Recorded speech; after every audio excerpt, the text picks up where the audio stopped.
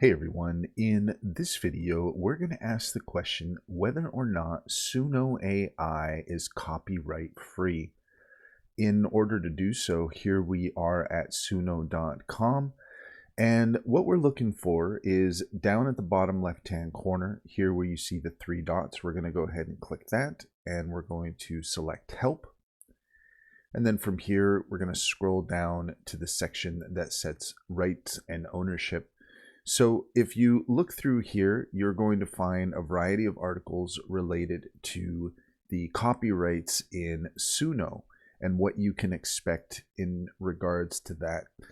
Let's break it down. I've just put over here a document to kind of help us get through all of the details there, and we'll just give you an idea of what you can expect there. So first off, no, Suno is not entirely copyright free.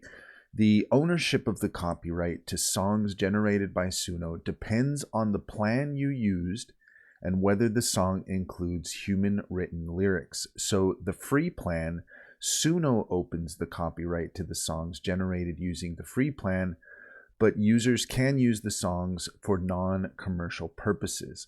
Also, users must give Suno credit. This does not relate to lyrics, so if you have written your own lyrics, then you still own those, but Suno will still own the music to the song itself. For paid plans, users who subscribe to the Pro or Premier plans own the copyright to the songs they generate, and you can use the songs commercially, so that's the good news. The copyright protection is that music created entirely by AI is not eligible for copyright protection in the US because a human did not write the music or lyrics. However, if the user wrote the lyrics, they can register them with a copyright office and may be able to register the song as well. Suno has admitted to using copyrighted music, but says it's fair use. They say that copying protected work is part of the technological process and is fair use if the new end product is not infringing.